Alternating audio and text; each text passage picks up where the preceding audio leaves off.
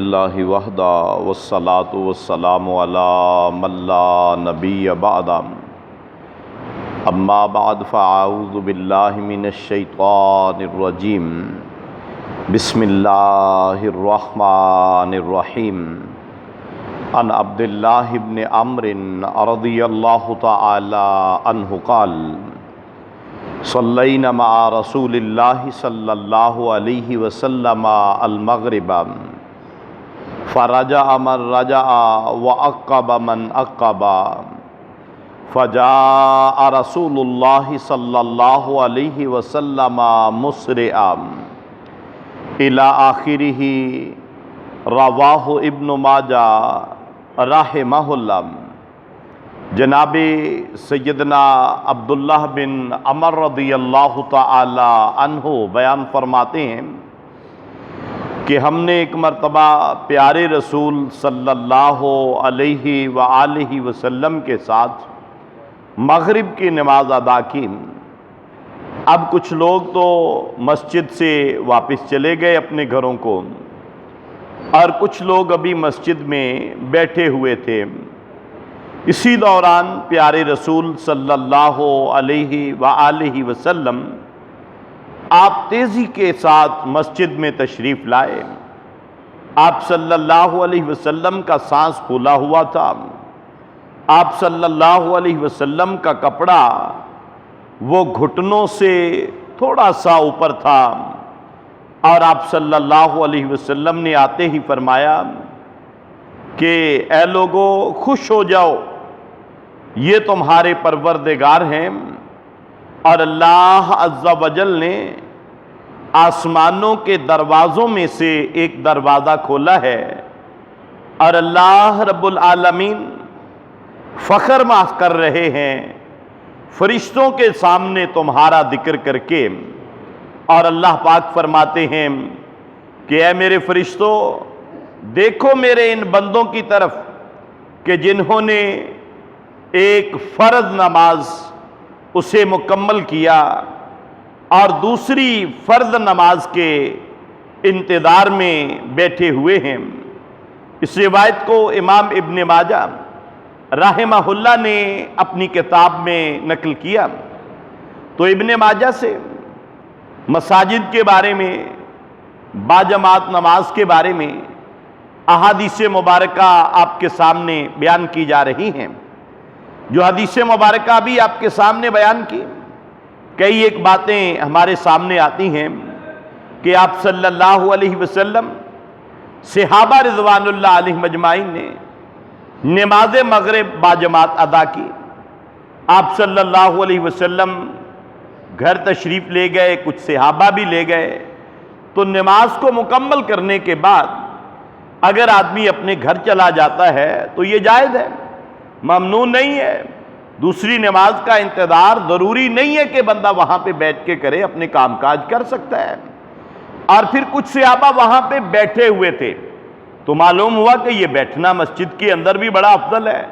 نماز کے بعد اگر کچھ دیر کے لیے کوئی بیٹھ جائے، بڑی فضیلت والا عمل ہے۔ اور پھر اچانک پیارے رسول صلی اللہ علیہ وسلم تیز تیز چلتے ہوئے آئے۔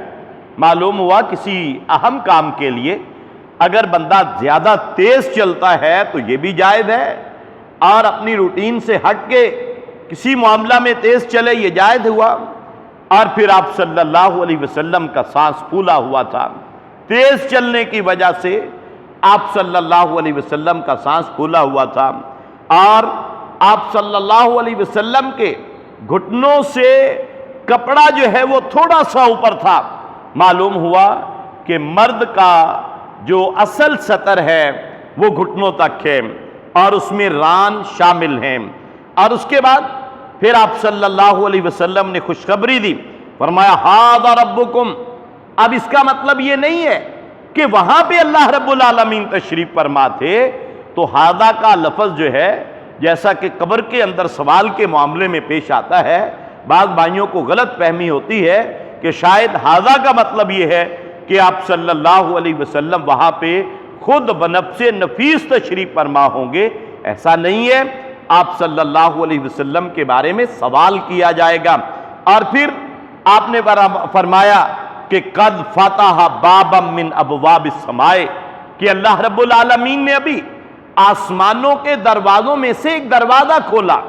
مطلب کیا کہ آسمان کے دروازے ہیں اور اللہ رب العالمین نے وہ مخصوص دروازے مخصوص امور کے لیے وہ بنا رکھے ہیں، اور اللہ پاک جب چاہتے ہیں جو دروازہ چاہتے ہیں کھول دیتے ہیں۔ اور پھر یباہی بکم الملائکہ، فرمایا کہ اللہ رب العالمین فرشتوں سے کلام کر رہے ہیں اور فرشتوں سے مخاطب ہیں۔ گویا کہ اللہ تعالیٰ کا کلام کرنا یہ بھی ثابت ہے، اللہ تعالیٰ بندوں سے بھی کلام کرتے ہیں، جیسا کہ جناب موسیٰ علیہ السلام سے کلام کیا، پیارے رسول صلی اللہ علیہ وسلم سے معراج کے موقع پہ پردوں کے پیچھے سے کلام کیا، اور کل قیامت والے دن اللہ پاک سب لوگوں کے سامنے اہل جنت سے بھی کلام کریں گے۔ اللہ تعالیٰ کی ذات ہے، اللہ تعالیٰ کلام بھی کرتے ہیں، اور اللہ تعالیٰ اپنے بندوں سے اور اپنے فرشتوں سے بھی کلام کرتے ہیں۔ اللہ تعالیٰ کا کلام کرنا یہ بھی ہمارے عقیدے کی بات ہے، ہر مومن مسلمان آدمی کا اس پہ عقیدہ ہونا چاہیے۔ یہ نہیں کہ اللہ تعالیٰ کوئی غیر مرئی مخلوق ہیں، اللہ تعالیٰ جو ہے وہ ان کا کوئی اللہ تعالیٰ کا کوئی وجود نہیں ہے، اللہ تعالیٰ کی ذات ہے، لیکن کیسے ہے؟ جیسے اللہ تعالیٰ کے لائق ہے۔ اور فرمایا کہ فرشتوں پہ اللہ پاک فخر کرتے ہیں، اپنے بندوں کو دکھاتے ہیں کہ اے میرے فرشتوں دیکھو یہ وہی بندے ہیں جن کے بارے میں تم نے کہا تھا کہ اللہ ان کو تو کیوں پیدا کرے گا، یہ تو زمین پہ خون ریزی کریں گے، یہ فتنہ پھیلائیں گے، یہ فساد بپا کریں گے۔ دیکھو کس طرح یہ ایک فردی نماز اس کو ادا کر کے بیٹھے ہوئے ہیں، بڑے امن سے بڑی سلامتی سے میرا ذکر کر رہے ہیں، اگلی نماز کے انتظار میں ہیں۔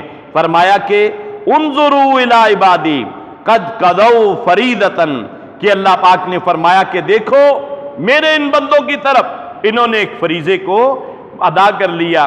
معلوم ہوا حالانکہ یہ الفاظ قرآن میں نہیں ہے، لیکن وحی نازل ہوئی ہے تو حدیث بھی وحی ہے، اور اللہ تعالیٰ کا کلام، اللہ تعالیٰ کا فرمان جب قرآن کی بجائے حدیث میں آتا ہے وہ بھی وحی ہوتی ہے، اسے وحی خفی کہا جاتا ہے، اور قرآن کو وحی جلی کہا جاتا ہے۔ لہذا حدیث بھی وحی ہے اور اس کو بھی وحی ہی تسلیم کیا جانا چاہیے۔ اور پھر فرمایا وَهُمْ يَنْتَظِرُونَ أُخْرَى، اللہ تعالیٰ فخر کرتے ہیں ان لوگوں پہ جو ایک نماز کی ادائیگی کے بعد دوسری نماز کی ادائیگی کا انتظار کرتے ہیں۔ آپ اپنی دکان پہ بیٹھ کے انتظار کریں، گھر میں بیٹھ کے انتظار کریں، کام کاج میں مصروف ہیں، دوسری نماز کا انتظار کریں، تو اللہ ذو الجلال والاکرام سے دعا ہے کہ اللہ ذو الجلال والاکرام ہمارا شمار بھی اپنے ان پیارے بندوں میں فرمائے کہ جن بندوں پر اللہ رب العالمین فرشتوں کی مجلس میں فخر کرتے ہیں، اور اللہ پاک ہمیں ایسے اعمال بجا لانے کی توفیق عطا فرمائے۔ وما علینا الا البلاغ المبین۔